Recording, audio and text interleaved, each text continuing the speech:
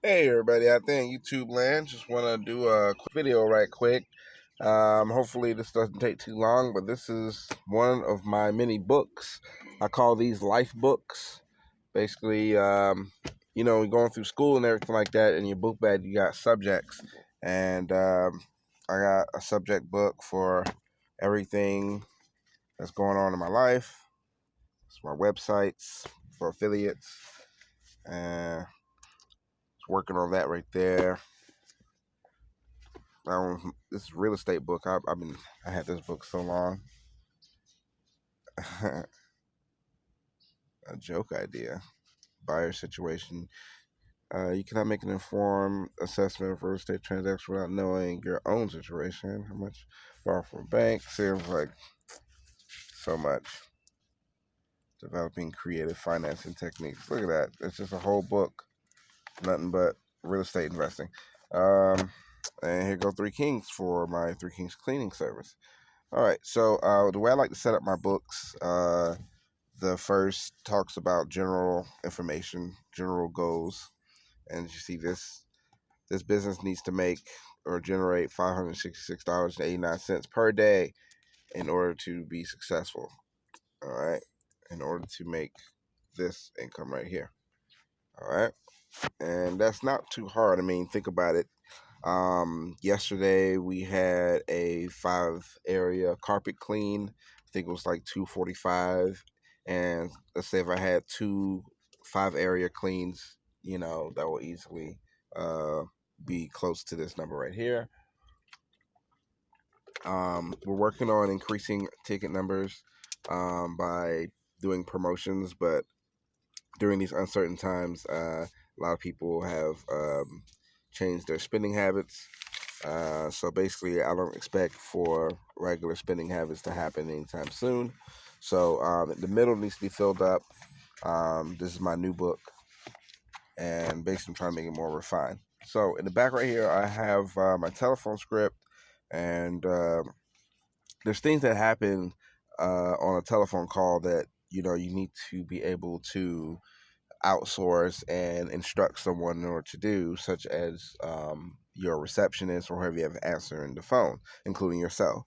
So here's a good telephone script for all you guys just wanting to know what's a good way to go through a telephone call. Typically, you want to have the call finished within 2 minutes. I pay for 1,000 minutes on eVoice. I think it comes to about $30 a month, so it's not too bad. But basically, in general, I get about 10 phone calls a day. And out of those 10 phone calls, I normally land one of those as a job. But okay, so as you're reading here, the telephone rings. As soon as you answer it, you want to not say hello. If you say hello, that's whatever. No one hears that. Immediately, you want to start using speech that is sales speech. We call it sales speech because people want. It's called with them. What can you do for me or something like that. No, what's in it for me? Yeah, with them. So you want to talk in that type of language where you're always speaking what's in it for them, because they can choose anyone. So you want to talk and cater to their needs. You want to use that kind of speech.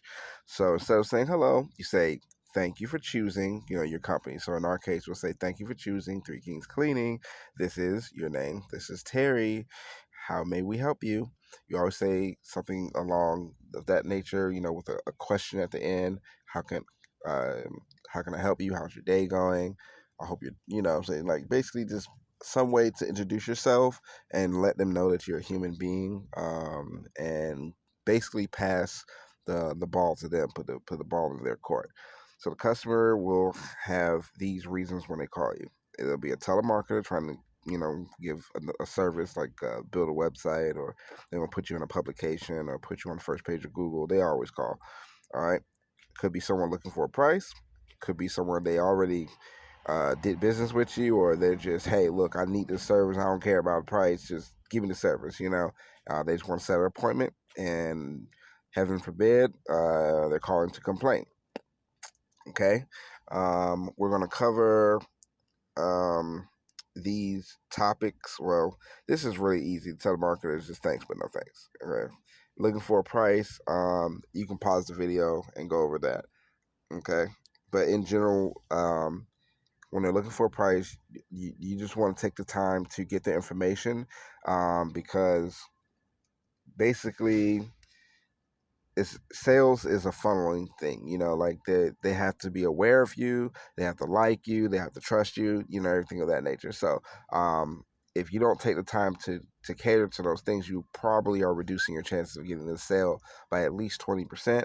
So they probably do want to spend the money with you, but they're shopping around, they might forget, they might begin the shopping process and forget to call the companies, and you were just happen to be the one to follow up. So all I'm trying to get at is if they're looking for a price, you want their contact information. If they're not willing to give you their name, address, and telephone number, then just politely send them to your website. Don't give them a price, okay? Don't give them what they want if they're not willing to give you what you want. You see what I mean? They have to. It's a give and take relationship. You can't just call me, ask for a price, and not give up any kind of information about yourself. Like, come on now. I don't know what you need that price for. You might be price shopping, which is cool, but give me something also out of your price shopping. Let me get your information. Let me be able to rebrand not rebrand, I'm sorry, re-advertise, to you, through other means, because you're wanting something from me. Let me at least try to sell to you, at least if you want my price. And most people, they will give you this information, but the tire kickers and the ones who won't do business with you, they'll just simply say no thank you and everything like that, and they'll hang the phone. And that's fine, but at least you filtered out how that phone call was going to go. You're off the phone within 2 minutes. They wasn't trying to waste your time and everything. You're not wasting your time.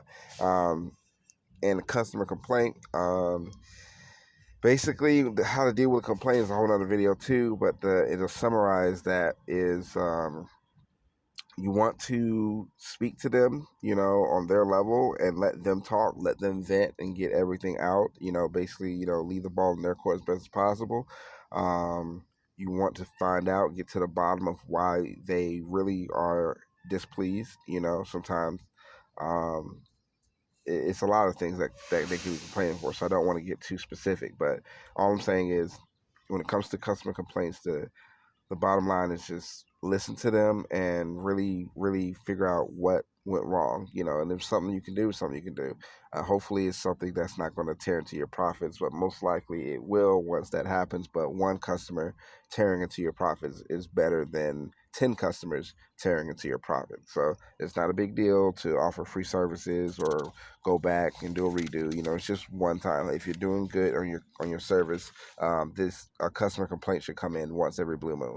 I probably get a complaint maybe 2 times a year, 3 times a year. All right, so the main deal. This is the main reason for this video. I'm going to go through it as fast as possible. What to rebuttal when the customer says your price is too high? Okay. Um, Pause the video right here. I'm sorry for my sloppy handwriting. Remember, I lost my left hand in the army, so originally I was left-handed. Now I'm right-handed, so you got to excuse my right-handed writing. But like I said, pause the video so you can get this written down or typed out or whatever. It's really short, but the first thing you want to do is get on their level. Try not to get them to hang up, because most time they'll say, "Oh, it's too much," and they just hang up the phone. Oh well, and I like it when they do that, because you don't want to work for free.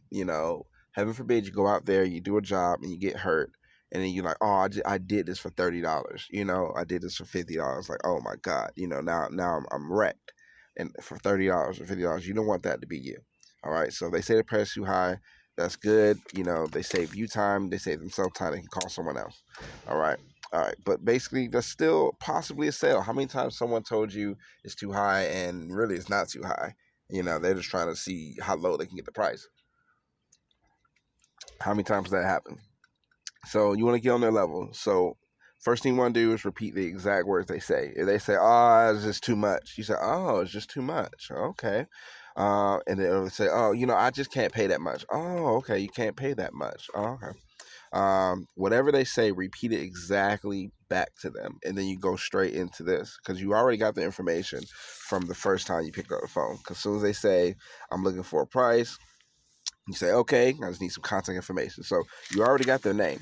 Okay, so go ahead, say their name back to them. So you say Karen, Three Kings Cleaning, and you go into reasons how you will help them. Okay, you want to get that with them right back to them. You want to talk in a way that you're solving their problem because really money solves everything, right? So you just got to just get to it.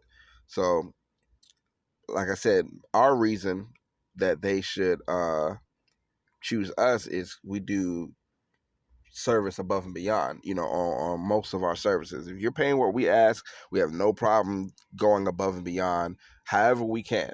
Like on the last job, the person, she wasn't home. She works out of state. Her kids and her husband, are home all day, everything like that. And I understand. Same thing with me. My house is not too clean also, like it just got really, overwhelming in the house. So normal carpet cleaners don't pick up things. I pick up things. It didn't take me long. It probably took me an extra 15, 20 minutes to do it. But the point is, she was willing to pay my price. So it wasn't a big deal. And when she saw the pictures I sent her before and afters, she was praising me and she left me a 5-star review. That was going above and beyond. It took me 20 minutes, got a 5-star review out of that. And that 5-star review is valued well over the 20 minutes that I spent just going above and beyond. So our with them, what's in it for them is the service. You're getting a good service that most contractors or most people who are doing this, they really won't do. So that's our with them. But I'm trying to get on your level. I'm trying to see where we can meet. Okay, so they're going to offer you a ridiculous price. They're going to give you a lowball price, or they might ask for like a special or a discount or something like that. Like, oh, you got any specials going on or something like that, So basically, you're putting the ball back in their court when they say it's too high. You repeat back to them, and then you give them a with them, what's in it for them, and then at the end you ask the question. And the way I worded my question is, what is the best you can afford to pay? You can say that however you got to say it, but that question puts it back in their court and allows for them to say the price that they were expecting. Let's give an example. I'm doing pressure washing service. I got my sign. It normally says 50. Excuse the van. You already know how the van. I got to clean up. It's the end of the week. I've been using it all week. I'm about to go to the car wash or whatever and do all this. Anyway, but I'll always put on there. I used to just put a price, but then I was like, that's not really a with them. Because just because you put a price, that's just, yeah, McDonald's, 99 cents. Yeah, that's cool. But the best thing to do is talk to them for what's in it for them. So I put off, I put the word off on the right, and I put a certain dollar number off. Sometimes they'll call and they'll say, "Oh, I saw your sign, pressure washing 50% off." I know it doesn't say 50%. That's a dollar sign. There was no way it said 50%. Okay. So I say, "Oh, yeah." And I go over the special, the promo. And I say, "Yeah, we always have specials and promos, and I go through, seasonal promos and everything like that." So hopefully they'll say, "Yeah, I want that one. I want that promo." And then, okay, we close them. But sometimes they don't even want that and they want like a lowball price. So they'll say something like that. And whatever price they give me, I'll add 20%. Okay, so you have to be a little fast on math, but the thing about percentage is it's very easy. 10%, 20% is really 10% times two or 10% two times, So if they say $100, 10% of 100 is 10. So two tens is 20. So 20%, that's the easy way to do it. So let's say they said, well, I wanted my house wash, but I only wanted to spend $150.